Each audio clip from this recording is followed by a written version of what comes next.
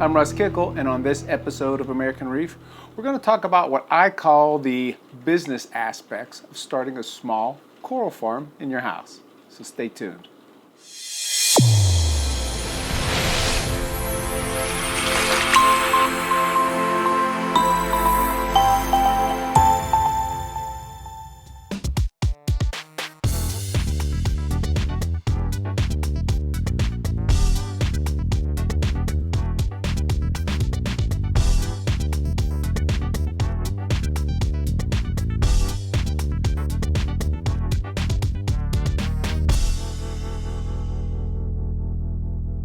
So if you're considering starting up a small coral farming business out of your home, then this episode's for you. All right, what we're doing is we're going to continue our conversation with Shane, the owner of SBB Corals. And the idea is we want to kind of talk about I'll call them business aspects of coral farming. The things that are outside of, we'll say, growing coral, but the things you need to do to actually sell coral and make a small business out of it. And the idea behind all this is to give you a sense of the commitment of time that you're going to need if you plan on going down that road. Right? The way we'll do that is we'll talk to Shane and we'll basically pull out of him of how he treats customer service, right? Shipping, what do you do when shipping goes bad, right? Or goes wrong, I should say, right? Because things always go wrong in the process.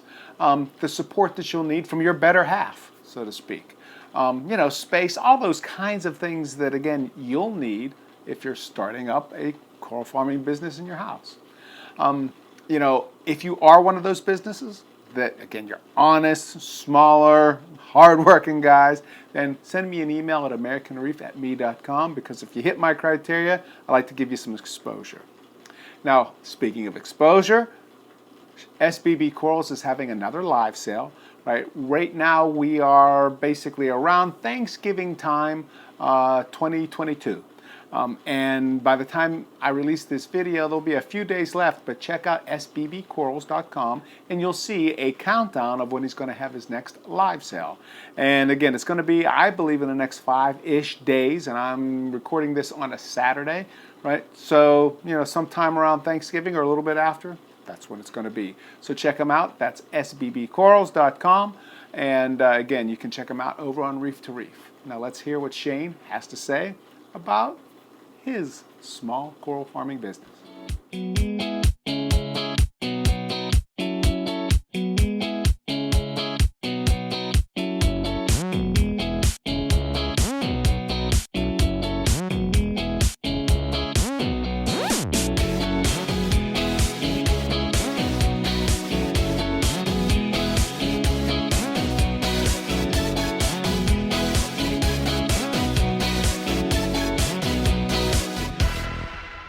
Okay, so let's talk about, in general, one of the things that I think a lot of people don't talk about is, like, from a success standpoint from your side of it, meaning that you hear or you see a lot of people say, okay, we never have issues here, we never have issues there. And you've been really good about, hey, this is where you've learned, right? And, the things happen every day. But what about on the success side of it, right? What are some of the successes that you've seen, right, that you didn't expect to see or that you are happy to see?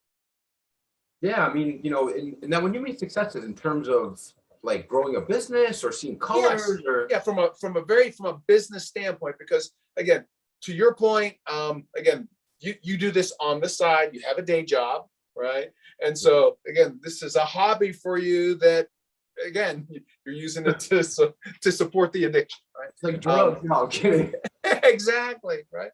But yeah, no, one of the successes, I mean, we're just really thankful to everyone supporting us, honestly. Like we're just, every day if we sell a coral and someone, gives us a good review, whether that's customer service, I mean, that's one of the big things I think that differentiates us is just like, we really do care. Like people message me, 7 days later that their coral died. And I'm like, we'll give you credit for it. I'll give you credit for the website. You get something really nice. Like we really, really we take passion in when you get a coral from us, like we want you to enjoy it. Like whether it is the colors, like if you get the coral and it's not the right colors, let us know. Like, I hope everyone's letting us know. You know, some people message us and they say, you know, the color on this, you know, faded. And I'd say, you know what? Yeah, like it did. Like, we'll give you a store credit for it. You know, like, we really want people to get what they're paying for. So our customer service has really put us ahead. And, you know, not to say like our speed of messages, like when you message us, like we treat this like a real, you know, like a business. Like, we'll get back to you within like a half hour. You know, like, people, when they're having like a live sale on Reef to Reef, they're saying like, don't mess, like, you can't message us. Like, you can message us when we're having a live sale. Like, we want to hear from you. You know, and people message us and we, you know, get back to them about parameter questions. So I think that's one thing that kind of differentiates us, is just caring, you know, I mean, everyone cares, you know, but we really, really want to make sure that, you know, everything is happy and arrives alive. Like, a lot of times with shipping, like, we're a big online shipper. You know, we've had to become like the expert on shipping. And, you know, some vendors don't cover like carrier delays like FedEx and UPS. Like, we cover all delays. Like, if something is dead because FedEx delayed it or UPS delayed it, that's on us. No questions asked. We will give you a store credit so you can buy something on the next sale. Because again, if you're going to spend, you know, $1,500 or $2,000 on like a frag pack, like, you're going to get that, right?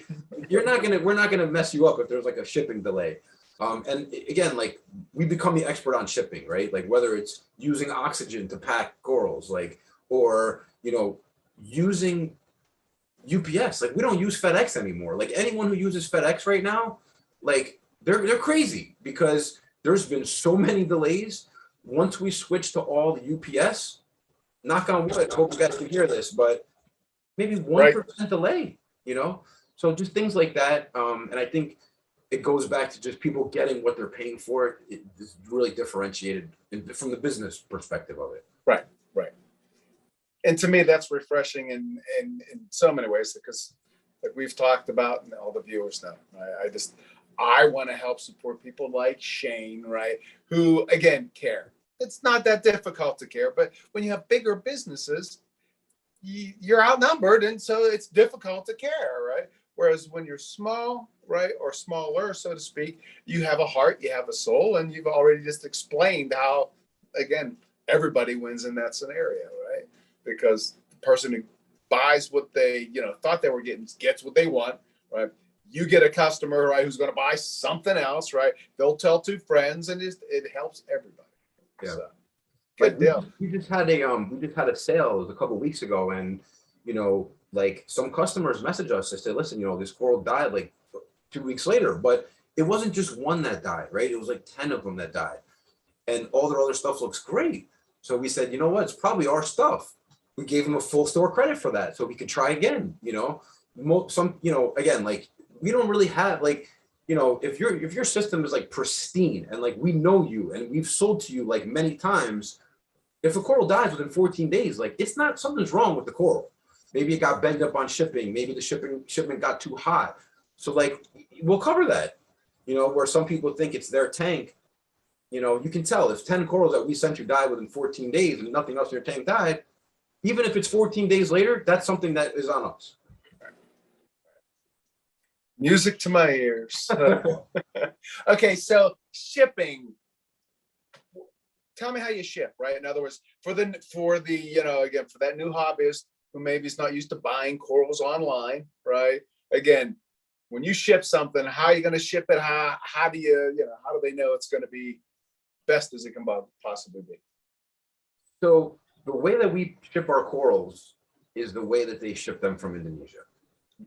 Those corals from Indonesia, when they ship them, they can last in the bags for 48 to 60 hours, which is a really, really long time. So we're basically packaging it up with a lot of water. You know, we put oxygen in the bags, and we basically, you know, we put like a little protection cup on each of the corals. If it's an SPS coral, we have like a little ketchup cup that we put, you know, them in. If it's a torch, it's a larger one of those cups with a rubber band on the end so it won't fall off the cup. A lot of people use the cups, but corals fall off. And then, you know, we put a lot of water. So, you know, when you get the corals and the other thing is we try to pack as late as possible. So that way the corals are in the bags for even less than 12 hours. You know, a lot of people, if I'm packing my corals at 3 p.m. East Coast time, and they're getting them next day at 10:30, that's less than 24 hours. So we're packing them to be okay for 48 hours. You're going to get them hopefully less than 24 hours. So that way they're going to be good. Now, when you get the corals, if the water in the bag is crystal clear, you're good. If the water is a little cloudy, that's a DOA in my opinion, right? We don't play like, oh, it's half dead, it's half, no, it's got to come crystal clear. The other thing we do is we put, you know, heat packs and cold packs, but we personally like to ship our corals on the colder side. On the colder side, you know, a lot of people say we got to keep our temperature at 78. If it goes down to 77, we're screwed, or 76 or 79. Like, we keep all of our tanks at like 75 to 76. 77 is a hot day for us. So when we pack our corals, we put cold packs, obviously. If it's 65 degrees outside, I'm not putting a cold pack or a hot pack. I'd rather the coral get to you guys at 68 degrees than get to you guys at 77 degrees. Because, you know, when the water temperature is lower, it slows down everything.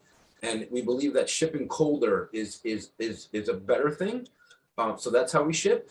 The other important thing is we do not ship on a Thursday. We don't ship on Thursdays because if it gets delayed, you're not going to get it till Monday. And that's number one, way over the 60 hours. You know, it being in the bag 1 day delay is worst case scenario. You know, a lot of times if it's 1 day delayed, it still shows up fine. Unless, you know, it sits in Kentucky where it's 110 degrees, no one can handle that. So in that case, it might be dead. But yeah, we go over and beyond when it comes to shipping, as well as give a 14-day guarantee. So if something goes wrong, you know, you have 14 days to figure it out. Beautiful. And when do you usually ship? What are your schedules? So we basically ship Monday, Tuesday, and Wednesday. Like I said, we don't ship on Thursday. So pretty much any Monday, Tuesday, and Wednesday is okay with us. So, and to that point, if somebody wants you to hold it, in other words, hey, I'm going to be on vacation next week, can you ship it out? Do you do that stuff like that too? Yeah, we definitely do. Like I said, we want to work with each and every single one of you. So we will definitely do that. Typically, we have a sale like every 3 weeks. We don't really actively keep stuff on our website for sale. This stuff is coming from our private collection, and you know, just in terms of time, like we don't have a lot of time to take pictures for each, you know, person. Right. But we have a sale every 3 weeks, 3 or 4 weeks. We, you know, have close to 400 items. So there's always going to be something really good for you to get, and that's the only time when it's available. So a lot of times people say, message us, oh, do you have this available? Like we really don't, you know, we might have to cut it or what have you. So that's kind of what our policy is. And then during the sale, you know, we usually ship out the following Monday, Tuesday, or Wednesday. And we do personally text message every single person who orders from us. Like I know a lot of companies online, like you can pick the date of the calendar. To me, that like, I don't know if you're serious or not. So what happens is on the sale, we'll personally text our shipping department. We have a shipping department. We'll personally text you and we'll say to you, when do you want to ship? Do you want to ship Tuesday, Wednesday? We'll work it out with you. And what that does is it creates that personal relationship. So if you have a DOA, you can text us right away. You know, if you have questions on lighting or parameters, like when you get that coral, you can text us right away. So we control the shipping that way with you. So if you text us on and you say, can you hold it for 3 weeks? I'm going on vacation. We definitely can hold it for you. No problem. Like we don't want to hold it for more than like a month because we're constantly moving stuff around. Like it could get lost or it could die. But if it dies, obviously we'll give you a full refund on the spot. So it's still safe. But yeah, like we don't prefer to do that, but we absolutely will do that. Sure. And okay, if I'm a new hobbyist, how would I know that you're having a sale? You know, in other words, you said you have it every 3 weeks. It's going to go back to your social media outlets. It's definitely, we post it on Instagram. We put a flyer there. We post it on Facebook. We put a flyer there. And we also do post it on Reef to Reef. We are a sponsored vendor there. So we'll post it on there. We will not post it on our YouTube channel. So that's not a place you're going to want to look. So yeah, if you're on Facebook or if you're on Instagram, those are the two main pings that you'll get. And then again, some people don't have social media, so that's why we are a part of Reef to Reef. So if that's your thing, you can look for the ping over there. And typically we'll announce our sale about 7 to 10 days before it happens. Another great place actually to look for the sale is if you don't have any of those things I mentioned, hopefully you have the internet, go to our website, www.sbbcorals.com, and on the main page, you'll see that there's a countdown timer, and that'll count down to the next sale. So that's your surefire way of knowing exactly when the next sale is to the time. Beautiful. And would they purchase the corals through the website, or how's that work? Good. Yeah. All the actual purchasing is done on the website. So you'll go to the website, you'll find a coral that you like, and then you'll check out, and then from there we'll test it to message you on a Monday for your shipping. Beautiful. So it's relatively simple. SBB Corals, right? And then from there, it'll be like your local fish store, only it'll be virtual versus being in front of somebody. Yeah, and again, a lot of people are scared to get coral shipped. I think it's just as safe as getting it from a local store. I mean, if the corals are healthy, again, they can last in bags for 60 hours. So 24 hours is really no big deal. So, any new people who are scared maybe to order, offline, you can try it. I mean, shipping is $45. It's free over $400. Sometimes we have some really good sales where you can pick up some high-end tenuous, $5. You get lucky, you get a nice coral. Try it out. It might be worth it. And if you get it and you hate it and it doesn't work out for you, just let us know. We'll let you send it back. You can always send it back. We'll give you a label and then we'll give you a full refund. So you can try it before you got to buy it first, but then you can try it and then Right. give it back if you want. Well, to your point though, too, personally, right, I believe, again, that experience is way better than like going to most local fish stores, because most local fish stores, they're not growing things out. Those corals aren't in those systems for long periods of time, right? They get boxes in, right? Put them on display, so again, they're still struggling from whatever happened during shipping. They go in that tank and then they get pulled out, go into another tank. So it goes back to you're having more changes along the way. Whereas again, from your tank, it's been in there. It's not going to be days. It's going to be weeks, months, whatever, right? Yeah. And the other thing is, what? Actually, now that I'm thinking about it, a lot of stores, once you buy that coral from that store or you go to a show, right? I mean, we all know shows are amazing. I love shows too because we get to meet everyone. But when you go to a show, once you leave with that coral, if it dies, you're done. You don't have a 14-day guarantee. When you buy online, though, you have a 14-day guarantee. Right. So, this has really become like a normal. And again, especially if you're a new hobbyist just getting into this, you got to understand those little nuances, right? Because again, you're new, you don't know it. So again, how do you make sure that you get over the sticker shock, right? Number one, because when you first start, you're kind of like, "Ooh, I love that," and 200, what, 5, what, right? And then after years go by, you're like, I think I can save 1,000 here, right? 1,000 there. I'm telling you, to your point, it's an addiction. So, okay, let's talk a little bit about your setup. Meaning, I know a lot of these other places, right? They have warehouses. Again, whether storage units, whatever, they rent them out, and that's how they're grown coral, right? For you, right? Different, right? You're trying to keep your overhead lower. So tell us a little bit about how, what SBB Corals is behind the scene. Where is it at? That kind of stuff. Yeah, so we're a pretty, we're a pretty small operation. Like I mentioned, we have 4 tanks, probably sitting in about 1,500 square feet. When you consider like the garage, which is where we store all of our boxes and our water machine and all that. So one tank is 550 gallons. The new system is 600 gallons. We have a 240 system and a 360 system. So that's kind of what we're working with right now. I mean, if we have to grow again, unfortunately, we might have to get, you know, a bigger space, but I guess that's, you know, what happens with a business. But yeah, no, right now, you know, we're super mean, you know, we're super lean, if you will. It's just myself. We have Ralph who works with us, which a lot of you guys already know.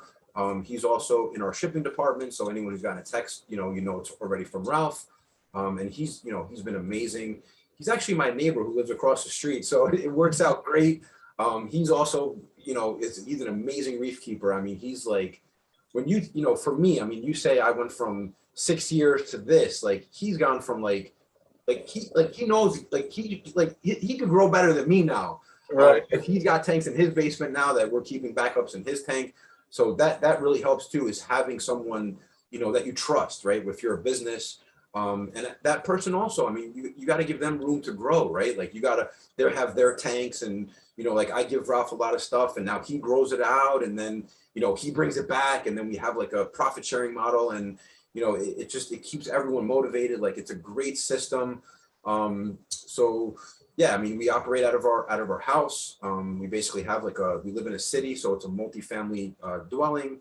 We live in the first floor. We rent out the second and third floor, and then, you know, the basement we've completely finished to be our warehouse.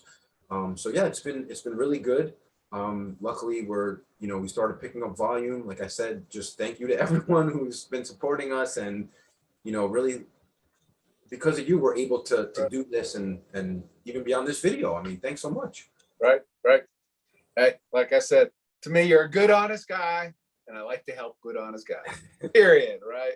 Versus bigger, larger. Again, businesses are fine and all, right? I get that, but you know, you want somebody who, to your point, you can text them and you can say, "Hey, right, this is the issue that I have," or "Thanks," or "Oh man, you're a dick," right? And you still get it all back, right? So I love that. So, and then just one thing too, to kind of direct people, because I know, you know, obviously you do get a lot of questions.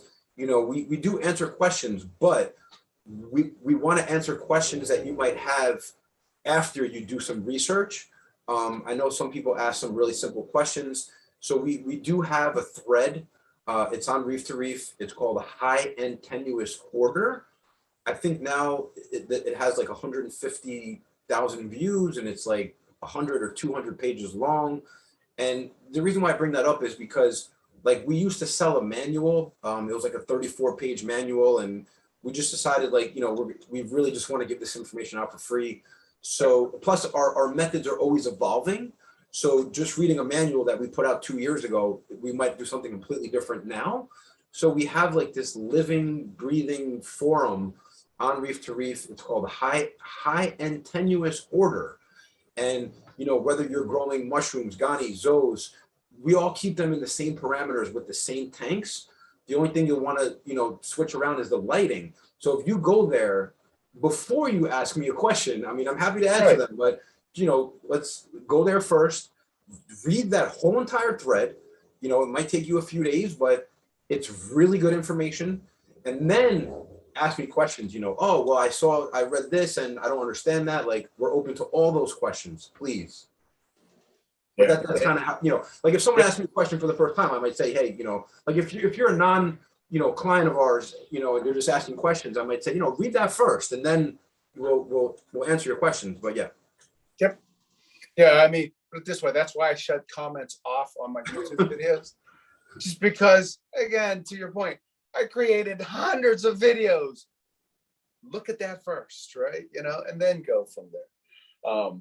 Because I understand it's easier to, right, you know, ask somebody a question, but when you do that, you don't pick up a lot of the history and the disciplines that you needed to get to that point. All right. Absolutely. So, yep, makes perfect sense. You know, as far as, like, we talked corals, right? You ever thinking about getting into fish or anything like that? Man, you are like, I don't know if you're like just like the best interviewer, but like these are such like questions that keep popping up in my mind, right? Right. And, you know, it's interesting that you asked that, because we think about it all the time. You know, what else can we get into? How else can we, you know, and number one, how can we create more businesses within the business, right? I mean, we have, you know, like the online website for coral, and we're thinking about, oh, well, now we can do eBay, and there's multiple like revenue streams, within one business. And yeah, I mean, we're thinking about bringing on fish, but we are limited right now on our resources and time. So as we do want to get into fish, but then we'd probably have to hire another consultant, or bring on someone else to the team in order to run the fish division, or the dry good division, or the cleanup crew division, or the chaetomorpha division. Like, yeah, I mean, we definitely have thought about that. And we do want to bring in, fish. I mean, we do have access to some rare fish. And we would love to, start selling them and offering them to the hobby, but you're going to need a fish system. Right. You're going to need to learn how to use copper to take out, fish disease. And that's a whole nother niche that we don't necessarily have room to get into right now, but we would love to. Right. Okay. So to that point, if you were, down the road, say 5 years down the road, and, you can quit your day job, so to speak, and, things are working out good. What's the very first kind of family of fish that you like? For me, it's sturgeon. I just love sturgeon fish. I don't know why, I just do, right? Do you have like a preferred kind of fish? It is. And, we're actually really excited because we just put that 600-gallon system together, and it's going to need a lot of fish. Right. So we're really excited to take like a fish import, from Indo, and basically pack that tank with fish. And we are going to just get wrasses. That's it. I mean, here's the thing with fish. Like, we love fish, but we're also we want fish that do a job. Right. Whether it eats Aptasia, or whether it eats pests, or whether it eats, any of the things that might be in your tank, like algae. We're going to import wrasses. So we're going to get, 100 wrasses and just dump them in, which is maybe not the right thing to do, but that's what we're going to try. And then that'll kind of be like our first experience with fish. So, bringing in a lot of fish. So that maybe might spark our interest to want to start to learn more about how to, treat the fish and getting them ready for the public. But yeah, wrasses. We would say wrasses because they eat things, right? They eat, when you import coral, there's stuff that comes in, and if you have a ton of wrasses, they will eat it. Whether it's even little planaria, that you see those little flatworms on the glass. You got a ton of wrasses, they'll eat all of that. So we like wrasses. We really like tangs also. Yeah. Tangs are great. I mean, we don't really know much about any other fish, but wrasses and tangs. So. Right. I was gonna say that's okay. Those are the coolest fish I know. Everything else is noise to me. It's so funny, to your point with wrasses, and wrasses have so much character, right? Whether it's the dragon wrasses that bury themselves under the sand for 2 days, right? That's cool. Well, okay, so fish, maybe down the line you'll experiment there, crawl, walk, run kind of thing. And crawl, walk. Crawl, walk. There you go. See, I'm assuming you're going to run because, like everything else, you do it so good, right? It'll be like, oh yeah. Dry goods. Anything else? I mean, probably we won't get into dry goods. I got to be honest, because a lot of local fish stores, they're really good for dry goods, and we do want to support our local fish stores as much as we can. And even us, I mean, when we run out of some dry goods and stuff, we go to our local fish stores. So yeah, I don't. And BRS does an amazing job with dry goods. I just don't see how anyone is going to compete with BRS. You can try, but I just don't think it's possible. I mean, they have such good videos. Someone's going to hear about BRS through their amazing, informational videos. It's really hard to compete against that. And, dry goods is just not our thing. Well, it's funny, to your point, that would have been my second question, because, I love BRS, between Ryan and Andrew and those guys, again, I've known them for decades, and just, again, good, honest. They want to educate, they want to make win-win scenarios, and I think they have, right? One thing I tell you, with BRS, and we order from BRS all the time. I mean, we have an account with them, a wholesale account. Basically, I mean, we're obviously a grow operation, so we order a lot from them. And when I first started the hobby, I mean, you could call BRS on the phone and someone will talk to you for an hour. Right. I'm telling you, I had all these crazy questions, oh, what if I get this calcium reactor? How does it work? they will answer any of your questions, like literally.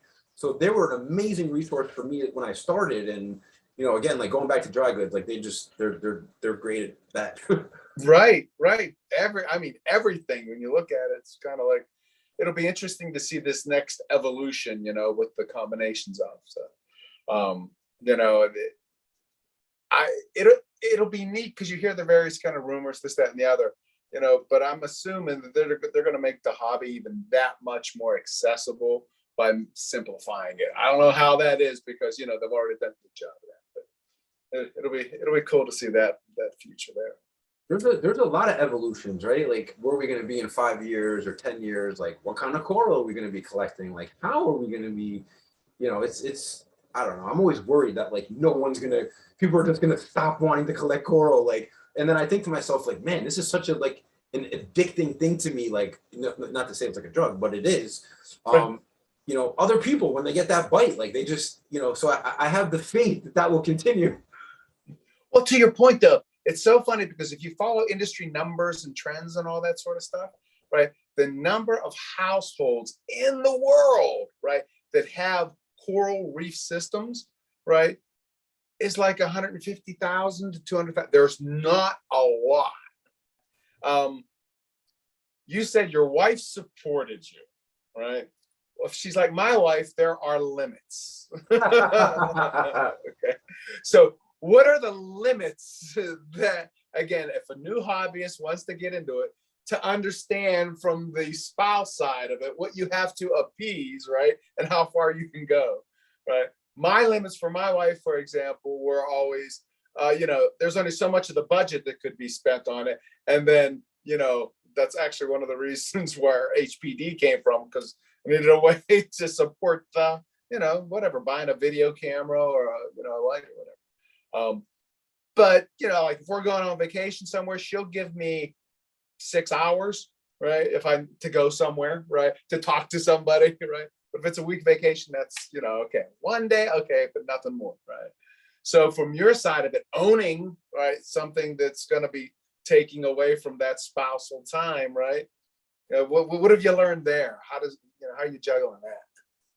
Yeah, I mean, it's again, like I mentioned, I mean, she's so supportive. I mean, she doesn't necessarily like love the hobby. So like if I get, you know, a new shipment or something, she doesn't run down to help me open up the boxes, but you know, so she likes to look at it, but she doesn't necessarily like, you know, enjoy the passion.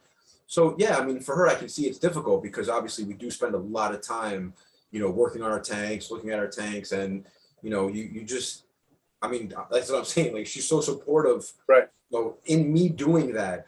But I think, you know, I think you're right though, right? Because a lot of it comes down to money. I think a lot of relationships or marriages, whatever, you talk about money, but you know, it's a very expensive hobby. That's without a doubt. So when you're spending a lot of money on the hobby and not, you know, spending that with your family or whatever, it's even double the problem.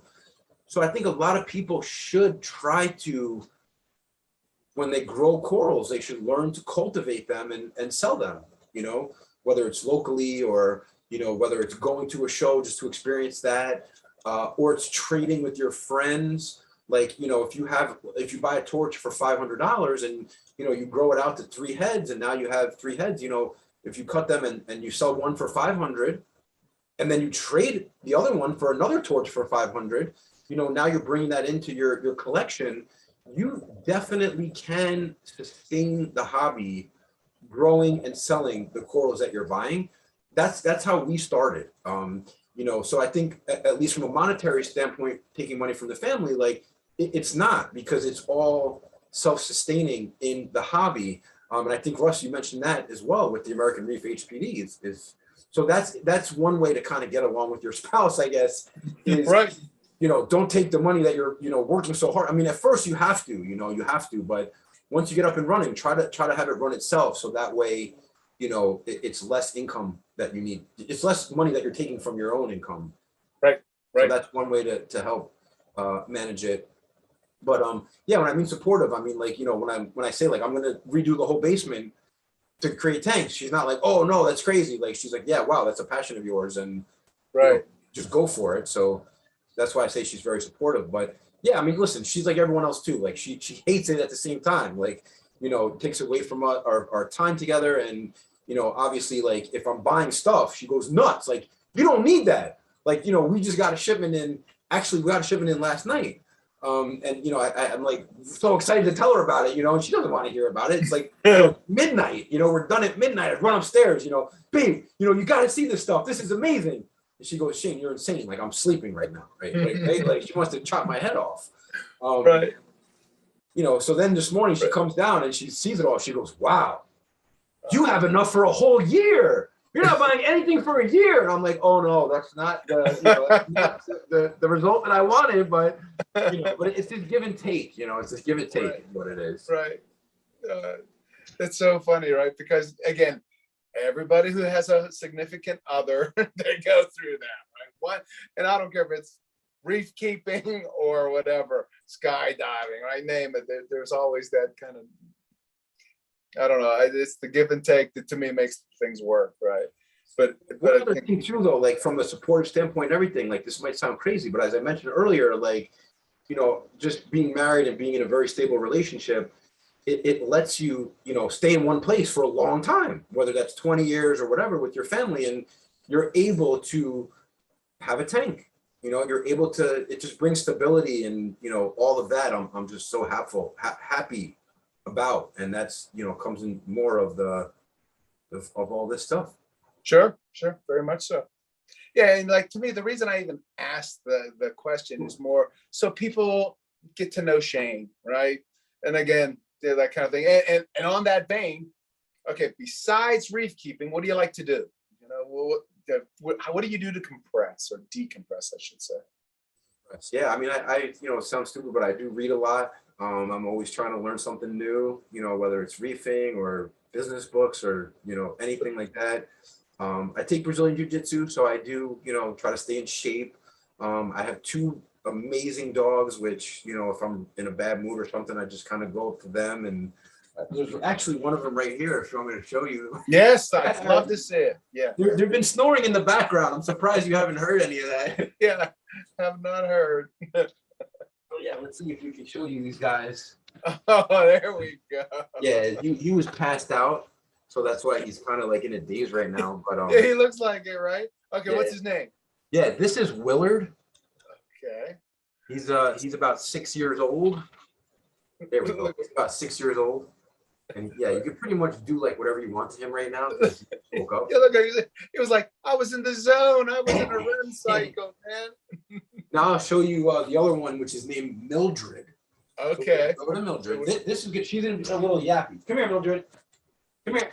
Come here. She's probably here now, but. I love it. Yeah, look, there it is. Okay, hold it. Where did you get the names Mildred and Willard? Yeah, we just, we first started with Willard, and we just got that name, and we said, what's gonna fit Willard? And it was Mildred. And okay, do they get along good? Yeah, they get along really well. And like for us, we've got two dogs as well, right? When they were younger, man, they always used to play, right? Did fight, but then somewhere around, I don't know, 4 years into it, they were like, okay, maybe in the morning we'll play a little bit, right? How about them, right? Are they? Yeah, they're very playful, especially at night. They just go back and forth. Yeah. So, because he's 6 and she's like 3, so like she's the one that's like driving his energy. But yeah, right. they play quite a bit back and forth. And now hold it. Now, what kind of dogs are they? Boston Terriers. So they're Boston Terriers. Okay. And like, what's the temperament of a Boston Terrier? Like to me, every time I've seen a Boston Terrier, they've always been kind of like, how can I say it? I don't want to say easygoing, but just kind of like, I mean, Mildred let you pick her up. Okay, here we go, Yeah, they're super easygoing.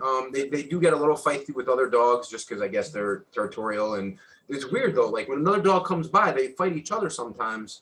But yeah, no, they're super energetic most of the time. And a lot of times when we're doing our tank maintenance and stuff, like they love to come down and you know, if it's something that we're getting in and opening up boxes, like they love to smell around. And Right. they like Willard jumped on top of the box, like he wouldn't come off. It was funny.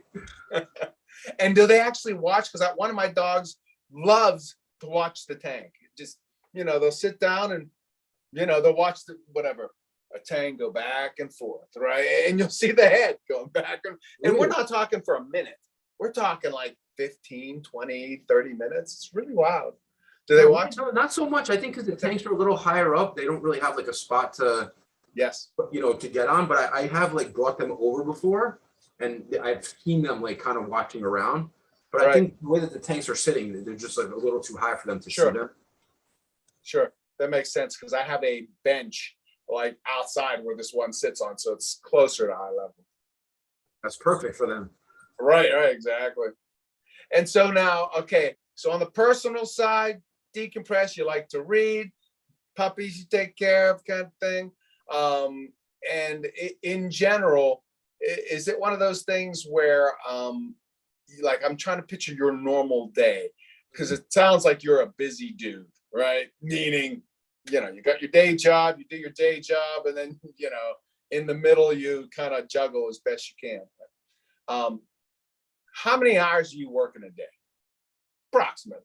Yeah, I mean, it depends who you ask this question to. Like, if you ask my wife, she'll probably tell you I work like 150 hours a week. But you know, in my mind, because the coral is like such a great hobby, it's like it's not really like doesn't feel like work.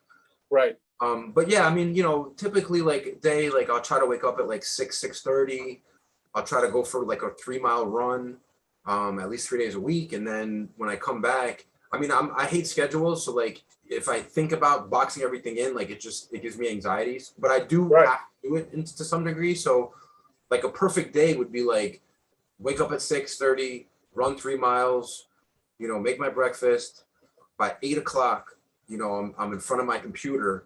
From 8 to 9, I try to do like, you know, what you would, I guess, coral social media. Sure. You know, follow up with the, you know, posting stuff and just kind of like seeing, you know, hearing what's out there and just keeping aware of everything. And then at 9 o'clock, I mean, it's time to do mortgages. I'm in the mortgage business, but you know, the way I've kind of designed this, and I do feel like, not to get into all that crazy, you know, the secret and power of design, but I truly believe like you can live the life you want, how you want. And the way that the mortgages is set up is I have my office in my basement for the loan. So as you know, I'm doing loans, I also have, you know, Ralph on the team to help us, you know, with the water changes and the testing and all that stuff. So pretty much most of the day, you know, doing loans and then kind of creating Ralph's schedule, you know, whether it's cleaning or cutting frags or whatever. And then my involvement is mostly around like when the sales occur, because like I have to basically cut the frags, and then because each frag has a name pretty much, and we write the name of the frag on the plug. So when you get a frag from us in the mail, the name's written on the plug, so that way it's easier to identify it. So when it comes time to cutting the frags, basically I cut the frag and then I tell Ralph the name and he puts it on a piece of paper. And then we have like these trays that are set up, so he knows which the names are. So I'll go in for like 2 hours and cut corals and just put them in the trays, and then he'll go in and name them. He'll you know, do the little putty for the glue and then put them on there and put them on the tank. So I need to be involved at that point. And then really when it comes down to picking the selection for the sale, I got, you know, go around, figure out which ones we want to sell, put them in the right place. So that way we can take the pictures, and then I basically take all the pictures, which takes a lot of time because we have to put each coral in a different position or whatever, get the best, you know, picture or whatever. And then once that's done, I have to basically upload all of the corals to the website and then price them out. And then, you know, that's pretty much what I'm doing. You know, he's basically doing the maintenance and all that. And then, so that basically happens all day long at some point. And then at 6 o'clock, the dogs go out for a walk, you know, from 6 o'clock. Now they're looking at me because I said the word. That's right. Yeah. They go out at 6 and then we eat dinner, you know, like at 7 o'clock. And then, you know, at 8 o'clock, you know, we're pretty much doing our thing and, you know, the day's done. And then repeat every day. Right. So I was going to say, it's a long day, right? So again, and making sure everybody understands, at least again, growing corals and trying to juggle is, yeah, again, it's not a short thing, right? So, but I mean, the fact that the coral's an addiction, like it really makes it something that's copable. So it's like, right. you know, obviously day job comes first, but you know, having it's all right outside of my office. So if something goes wrong, I can, you know, get off the phone and go fix it or whatever. So I'm kind of able to do them both at the same time, which is right. the only way it could work. Right, right. Which is perfect though. Again, if you're an aspiring hobbyist wanting to do that, you got to take a lesson. You know, to that point, if I am you know, again, I'm a newbie and I have luck growing stuff, do you buy stuff off of other hobbyists? Yeah, of course. You know, we always want to, again, collect the highest and rarest stuff. So, you know, if, for example, somebody puts out like Mike Bigger, for example, we you know, rest in peace, obviously, I think he's one of the true legends of this hobby. Right. You know, he's the one who started the naming, and it just, he taught us a lot. So, right. I don't even know what question did you ask? Because I totally forgot what. Sorry. When people grow them themselves, right? If they have excess. Oh yeah. So for example, when we first started in the hobby, you know, we were buying a lot of Mike's stuff because it was the resale value is there. So yeah, we're constantly looking to buy stuff from other, you know, known hobbyists, whether they're vendors or whether they're personal collectors. Another good friend of us is Matt V. We have a lot of his collection. He's got some really top-notch, you know, and when I mean top-notch, I mean, he's found like the top 1% of those tenuous, you know, that's his passion. So and we like that. So we'll collect all of his collection. You know, Rudy Batara from Golden Basket, he's another one of our like lifelong mentors. I mean, he knows everything. We learned a lot from him, and we buy a lot of Rudy's corals, you know, whether it's through importing or whether it's through, you know, his personal collection. He's one of our go-to people as well. And yeah, like I said, I mean, anyone out there who finds like the best and rare stuff, like we're gonna be knocking on your door next if you're Perfect. Do you do house calls? We try not to because we're so busy with the mortgage and whatever else we're doing. So we try to just do like the curbside thing, but yeah, I mean, exactly. Like someone, you know, occasionally we do have house calls. Yeah, I was joking, but that even goes to show you, again, better to have do business with a small company who cares, right? They'll do whatever. Well, so to that point, I think this is probably a good point to kind of wrap it, meaning I can, you know, as you can say, I always have a million questions kind of thing. And, you know, I would say before we kind of cut it off here, if I'm a new hobbyist and you have, you know, you're speaking to me directly, right? And two fashions. Number one, the first one would be, why do we want to buy any corals off of SBB Corals? But number two is, you know, that one parting advice besides changing the RODI membrane, right, that you could give to that new hobbyist, right? So those are my last two questions for you. So the first one, you know, our corals aren't for everyone. So, you know, sometimes, you know, someone doesn't want to buy a $700, you know, tenuous that has shining colors. So, you know, it's not for everyone. I mean, it's for, you know, the select person who wants a high-end collection, you know, something that's very healthy, something that's been, you know, conditioned. All of the stuff that we have, it comes in, it goes through a quarantine process, and then we actually put it into a separate tank, a grow out tank. And then we cut from there, and we don't really sell anything for several months until after we get it. So we try to weed out, again, all the stuff that's going to die. And a lot of the stuff too, we do grow from other hobbyists. Like I mentioned the names earlier, you know, a lot of that stuff is super healthy. It's been in the hobby for a long time. So yeah, I mean, if you want super high-end corals, colored up stuff, and you want amazing, amazing customer service, you know, we're going to be for you. You know, if you want to buy high-end coral for really cheap, we're probably not going to be for you. You know, if you know, and that's okay. You know, there's a lot of outlets out there for coral.